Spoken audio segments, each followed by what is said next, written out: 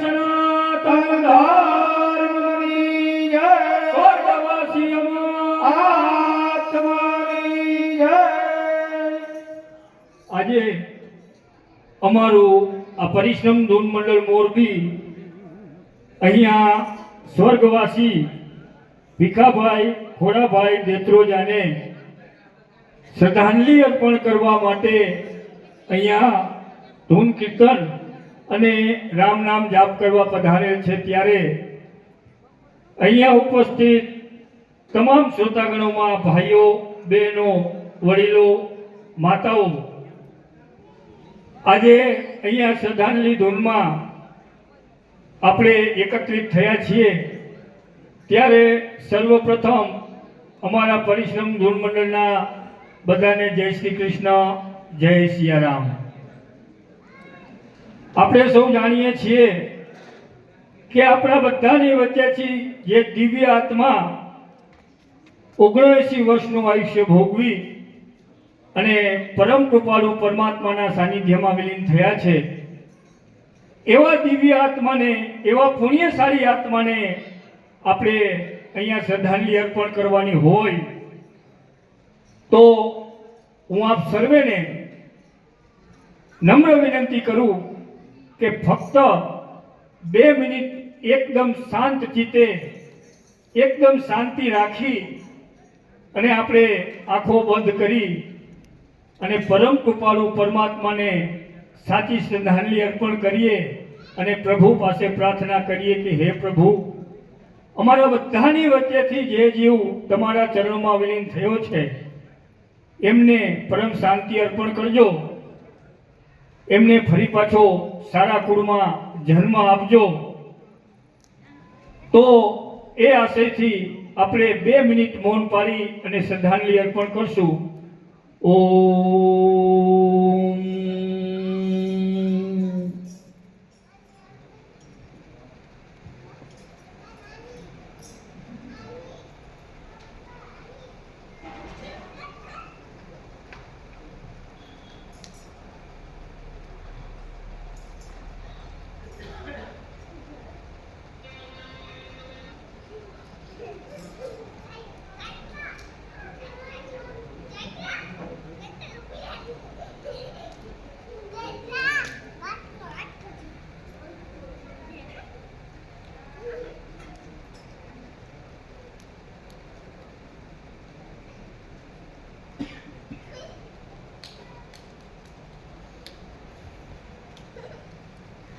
શાંતિ શાંતિ શાંતિ। અમારું આ પરિશ્રમ ધૂન મંડળ જ્યાં પણ ધૂન ભજન કે રામ નામ જાપ કરવા જાય છે ત્યાં સર્વપ્રથમ અમારા મંડળની પ્રેરણારૂપી ભેટ એટલે કે એક હનુમાનજી મહારાજનો ફોટો અમે અર્પણ કરીએ છીએ। તો હું અહીંયા મનસુખભાઈ ભીખાભાઈ દેત્રોજા અને પ્રફુલભાઈ ભીખાભાઈ દેત્રોજાને નમ્ર વિનંતી કરું કે તેઓ અહીં ઉપસ્થિત થાય અને અમારા મંડળની ભેટ સ્વીકાર કરે। અમારા મંડળ તરફથી ભેટ અર્પણ કરશે અમારા મંડળના સભ્ય સાઉન્ડ માસ્ટર રતિલાલભાઈ।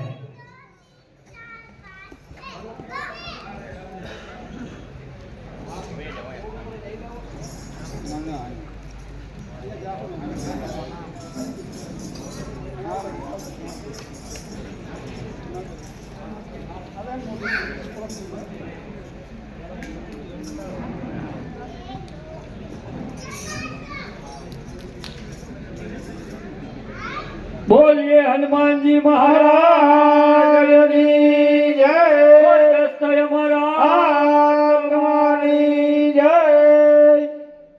અમારું આ પરિશ્રમ ધૂન મંડળ મોરબી અને મોરબીની આજુબાજુના 40-50 કિલોમીટરની અંદર ધૂન કીર્તન કરવા જાય છે। પણ મિત્રો, અમારા મંડળનો કોઈ ચાર્જ નથી। અમારું આ પરિશ્રમ ધૂન મંડળ જ્યાં પણ ધૂન ભજન કરવા જાય ત્યાં અમારા મંડળની પ્રણાલિકા પ્રમાણે એટલે કે 11-11:15 ની આસપાસ અમારા મંડળના એક સભ્ય માથે ભાવરૂપી મટકી લઈ અને મટકી રાસ લેશે. એ રાસ પૂર્ણ થયા બાદ એ ભાવરૂપી મટકી તમે જ્યાં બિરાજમાન છો ત્યાં ફેરવવામાં આવશે. પણ તમે સંકોચ જરાય ન અનુભવતા, કારણ કે મટકીમાં પણ દાન આપવું ફરજિયાત નથી. મટકીને તમે બે હાથ જોડી વધાવી લેશો તો અમે તમારા દાન આપવા યોગ્ય સમજી અને શિરો માન્ય રાખીશું. પરંતુ મારો કહેવાનો તાત્પર્ય, મારો કહેવાનો ભાવાર્થ એ છે કે અમારું આ પરિશ્રમ ધૂન મંડળ અનેક સેવાકીય પ્રવૃત્તિઓ સાથે સંકળાયેલું છે અને એમાંની મુખ્યત્વે 3 સેવાકીય પ્રવૃત્તિની આપ સમક્ષ વાત કરતા કહું તો અમારું આ મંડળ પહેલું પ્રાધાન્ય અભ્યાસને આપે છે. આપ લોકો એવું વિચારતા હશો કે અભ્યાસને પ્રાધાન્ય આપવા પાછળનો હેતુ શું? તો તમારી જાણ ખાતર કે અત્યારના સમાજમાં, અત્યારે આપણા સમાજની અંદર ઘણા બધા એવા ગરીબ કુટુંબના વિદ્યાર્થીઓ હોય છે કે પોતાની હોશિયારી પ્રમાણે કે પોતે અભ્યાસમાં એકદમ હોશિયાર હોય છતાં પણ ઘરની પરિસ્થિતિને વશ થઈ અને એ લોકો આગળ અભ્યાસ ચલાવી શકતા નથી. કારણ કે અત્યારના યુગની અંદર ફીના ધોરણો પણ એટલા બધા ઊંચા થઈ ગયા છે કે પોતાની પરિસ્થિતિ એટલી બધી હોય તો આગળ અભ્યાસ કરવા માટે વિદ્યાર્થી વિચાર કરતો હોય કે હવે મારે નથી ભણવું. ખરેખર એ વિદ્યાર્થી હોશિયાર હોય તો ફક્ત ને ફક્ત ફી ન ભરી શકવાના કારણે પોતાનો અભ્યાસ અટકાવી દે તો એવા વિદ્યાર્થી સાથે કદાચ અન્યાય થતો હોય એવું મારી ગણતરીએ લાગે છે. તો સમાજમાંથી ક્યાંક ને ક્યાંક અમને એવી ભલામણ મળે કે ભાઈ આ ઘરનો વિદ્યાર્થી બહુ ભણવામાં હોશિયાર છે અને આગળ કંઈક કરી બતાવે એમ છે અને એ ફક્ત ઘરની પરિસ્થિતિને લઈ અને અભ્યાસ કરવા માંગતો નથી, તો અમે એવા વિદ્યાર્થીની જાતે તપાસ કરી અમારા મંડળના 2-3 સભ્યો સ્કૂલમાં પ્રિન્સિપાલને મળી, શિક્ષકોને મળી એ વિદ્યાર્થીનું ટેલેન્ટ જોઈ અને એવા વિદ્યાર્થીની અમારું મંડળ ફી ભરતું હોય છે. દિવાળીના સત્ર પછી અમારા મંડળે 30 થી 35 એવા વિદ્યાર્થીની ફી ભરેલી છે કે તેઓ અત્યારે અભ્યાસ કરી રહ્યા છે. અને અમારી બીજી સેવાકીય પ્રવૃત્તિ કે સમાજમાં કે કોઈ અન્ય સમાજની અંદર એવા ઘણા બધા વિધવા બહેનો હોય કે એ બહેનની ઘરે આવકનો કોઈ સોર્સ ન હોય, એ બહેનની ઘરે કમાવનાર વ્યક્તિ નથી અને એવા બહેનોને કદાચ 1-2 નાના બાળકો હોય કે પછી 1-2 વૃદ્ધનું ભરણ પોષણ કરવું પડતું હોય તો આમ મળી 4-5 વ્યક્તિનું ભરણ પોષણ એવા વિધવા બહેનને કરવું એ ખરેખર આ મોંઘવારીના સમયની અંદર ઘણું એ બેન માટે મુશ્કેલ પડતું હોય. તો અમને આપ થકી જ ક્યાંક ભલામણ મળે ત્યારે અમે એવા વિધવા બહેનોની તપાસ કરી અને એ બહેનને 1 મહિનો રાશન કીટ ચાલે એવી રાશન કીટ બનાવી અને અમારું મંડળ અર્પણ કરે છે. અત્યારે અમારા મંડળ પાસે 70 જેવી એવી વિધવા બહેનની કીટું છે કે જેઓ મહિનાની 1-2 તારીખની અંદર અમે એમને અર્પણ કરીએ છીએ. અને છેલ્લી અમારી ત્રીજી સેવાકીય પ્રવૃત્તિ કે કોઈ પણ અચાનક અતિ ગરીબ કુટુંબની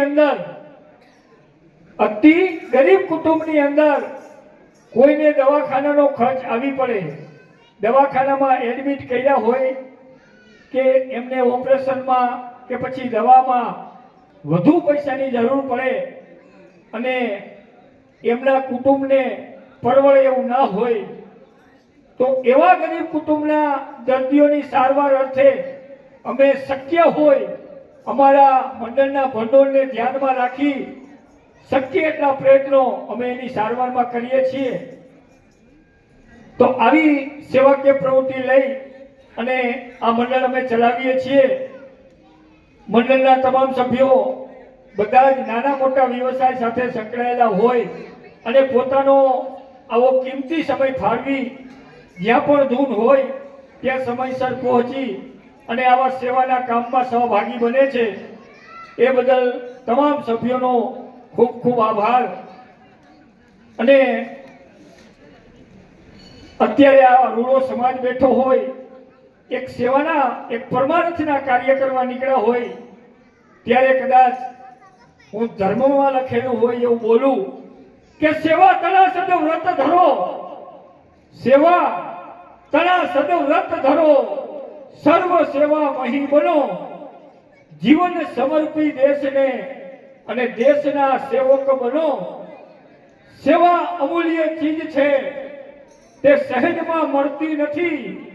અરે ભાઈ, લાખો ખર્ચતા દામ સેવા ગરીબની થતી નથી. અને એક મંડળના સભ્ય માટે નહીં પણ એક પરોપકારના કાર્ય માટે કદાચ હું એમ પણ કહું કે હું મરું પણ માગું નહીં, મરું પણ માગું નહીં મેં अपने तन के काज, अरे परमारथ ने काज મને માનતા જરાય ન આવે લાજ.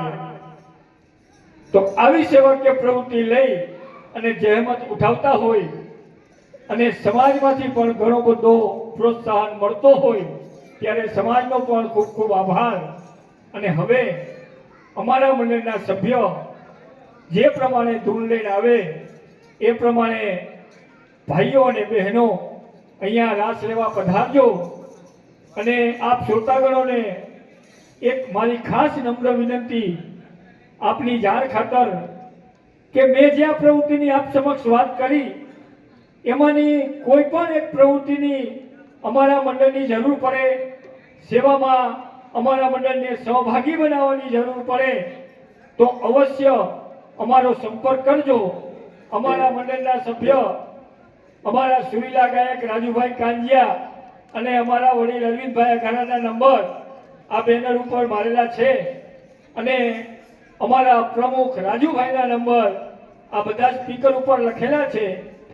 તો આપને આવી સેવકીય પ્રવૃત્તિમાં અમારા મંડળની જરૂર તમારે પડે તો અવશ્ય સંપર્ક કરજો. અમે અવશ્ય એમાં દાન આપશું. અસ્તુ. ધન્યવાદ. બોલીએ રામચંદ્ર ભગવાન કી જય. સ્વસ્થ અમારા આત્માની